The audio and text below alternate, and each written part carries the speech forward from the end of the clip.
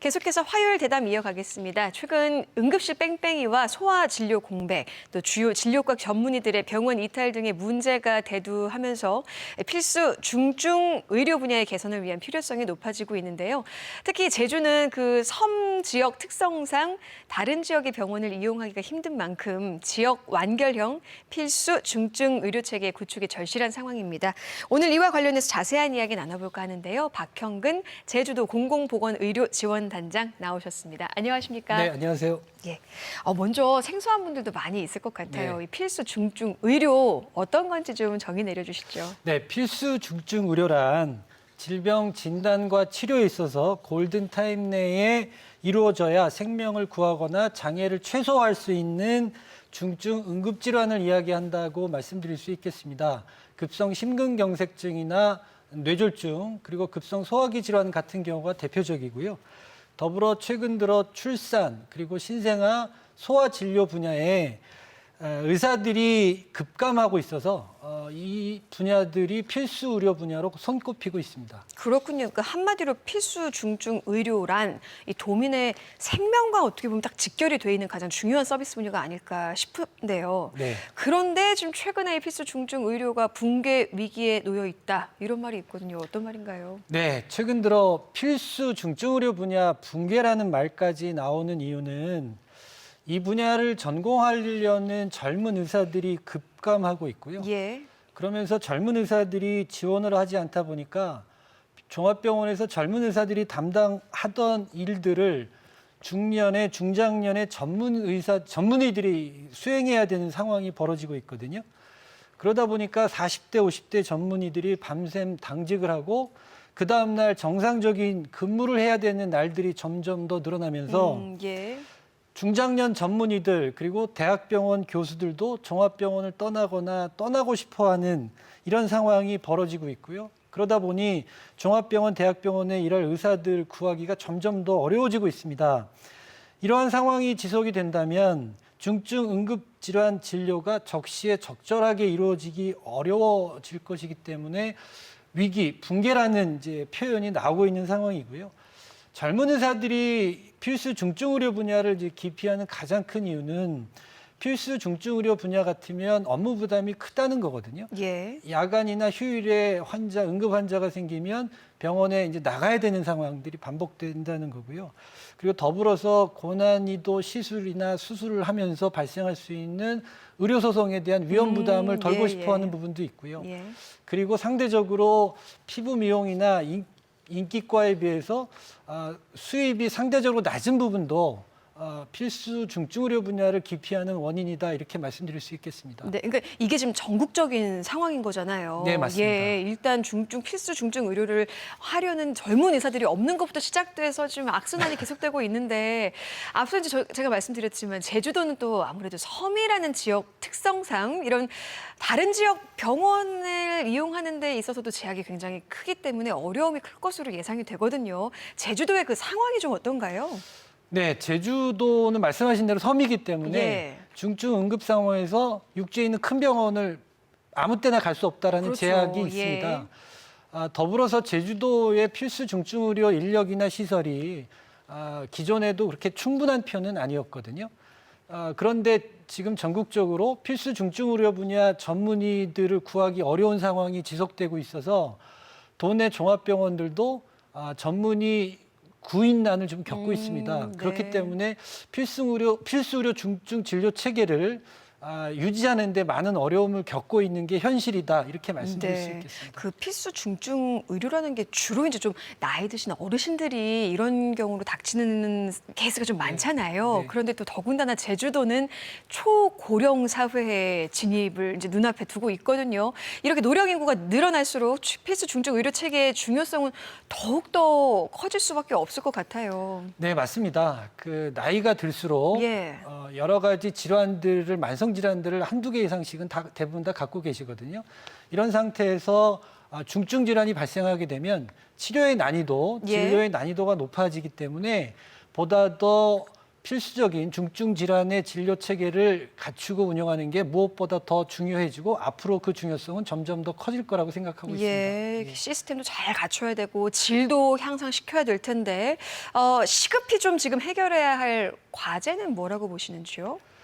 네, 그 제주도 인구가 70만 명이거든요. 예. 그리고 이제 관광객 체류 인구까지 합치면은 한 이제 넉넉 잡아 90만 명의 인구가 거주하는 지역이다 이렇게 볼 수 그렇죠. 있는데요. 예.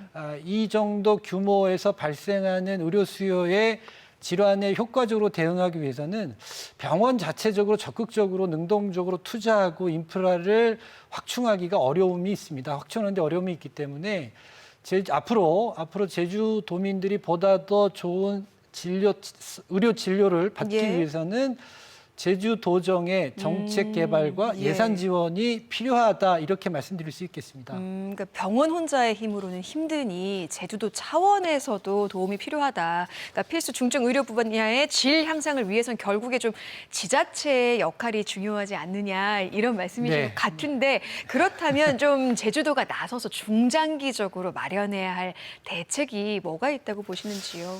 네, 우선 첫 번째로는요.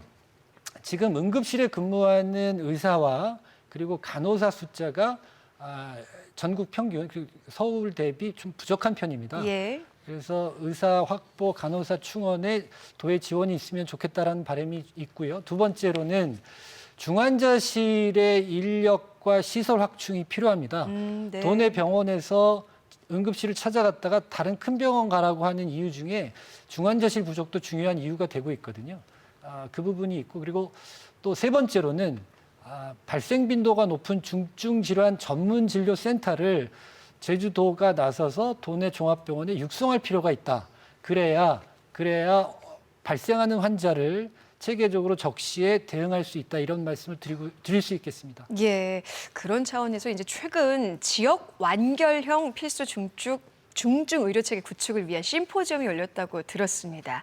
이 제주 지역의 중증 전문 질환별 의료 이용 현안과 과제에 대해서 그 주제 발표를 했다고 들었는데요. 좀 그때 하신 말씀들 좀 정리해서 저희에게 소개해 주시죠. 네, 먼저 그 도내 응급실 이용 현황을 간단히 좀 말씀드리면요. 하루에 도내 종합병원을 찾는 환자분들이 한 365명 정도 규모이고요. 그리고 그중에서 한 4분, 5분 정도는 보다 전문적인 치료가 필요하다고 해서 다른 병원으로 전원이 이루어지고 있고요.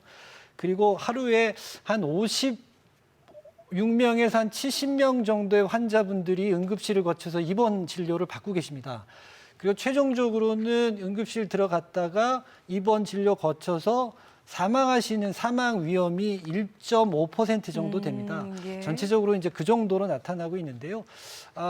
응급실 사망률 그리고 최종 치료 제공률을 보면은 서울이나 다른 시도에 비해서 그렇게 나쁜 편은 아닙니다. 그런데 도민들께서 지금 도내 종합병원의 실력과 수준에 대해서 다소 의혹과 좀 의구심을 갖고 계신 부분이 있는 걸로 알고 있거든요.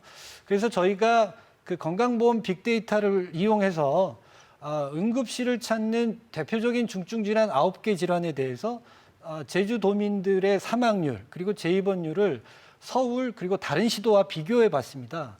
저희가 비교해 봤더니 그 뇌경색증 그리고 급성 담낭 담독의 질환에서 사망률이 아주 근사하게 조금 유의하게 좀 높은 게 확인됐고요. 그다음에 다른 질환은 서울 대비해서 차이가 없었고요. 서울 시민 대비해서도 차이가 없었고 다만 안타까운 거는 제주도민들이 그 재입원율에서 다른 시도보다 서울 대비 높게 확인이 됐는데요. 왜 그런 건가요? 재입원율이라고 하는 거는 입원 진료의 전반적인 진료 수준을 대표하는 부분이어서 입원 진료의 질적 수준 향상이 필요한 부분이 있다 이렇게 말씀드릴 수 있겠습니다. 수술을 하는 실력이 아니라 입원 진료의 질적 향상인 거네요. 네, 그렇게 이해할 수 있겠죠. 그렇게 이해하시면 좋겠습니다. 네. 그리고 그 심포지엄에서 이제 각계 의료 전문가들이 모여서 머리를 맞대고 회의를 하셨잖아요. 좀 어떤 의견들이 공유됐나요? 네, 그날 현장에는 도내 병원에서 환자 진료를 하시는 이제 의사 선생님들이 오셔서 지금 필수 중증 의료 위기 상황에 대해서 생생한 이야기를 전해 주셨고요.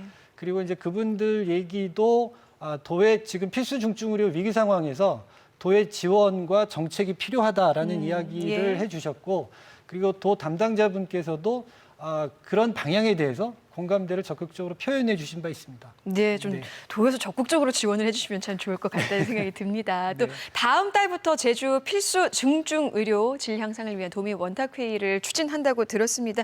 이건 또 어떤 취지로 마련된 자리일까요? 네, 제가 그 도민 원탁 회의를 소개하는 이제 판넬을 제가 준비해 왔습니다. 네. 제주 필수 중증 의료 질 향상을 위한 도민 원탁 회의가 진행 예정인데요. 예. 11월 18일 그리고 12월 2일, 3일에 걸쳐서 오후에 진행될 예정이고요. 제주도민 100명이 참여하는 원탁회의로 진행될 예정입니다. 저희가 지금 참여자 모집을 10월 27일까지 하고 있거든요. 참여를 희망하시는 분께서는 제주특별자치도 공공보건의료 지원단 홈페이지를 검색하셔서 들어오시면 그 신청란이 보이거든요. 그 화면을 클릭하시면 간단한 개인정보 몇 가지 입력하시면 참가 신청을 하실 수 있습니다. 관심 있는 분들의 적극적인 참여와 관심이 있어야 성공적인 도민 원탁회의 그리고 제주도의 필수 중증 의료의 질 향상을 기대할 수 있지 않을까 생각하고 있습니다. 예, 다시 한번 공공보건의료지원단. 지원단입니다. 예, 홈페이지에서 이제 27일까지고요. 정말 우리 도민들의 건강과 삶의 문제와 직결된 일인 만큼 많은 분들이 좀 관심을 두고 참여해 주시면 좋을 것 같습니다.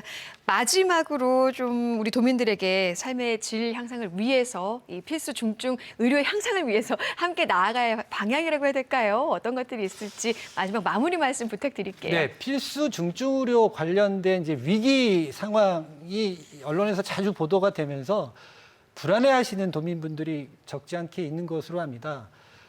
그럼에도 불구하고 제가 아까 자료에서 말씀드렸듯이 제주도 내 필수 중증 의료의 치료 결과, 사망률이나 재입원율 등등 전체적으로 종합적으로 보면 그렇게 나쁘지 않습니다. 그렇게 나쁘지 않고요. 그리고 도내 병원에서 일하는 의료인들이 최선을 다해서 노력하고 있습니다.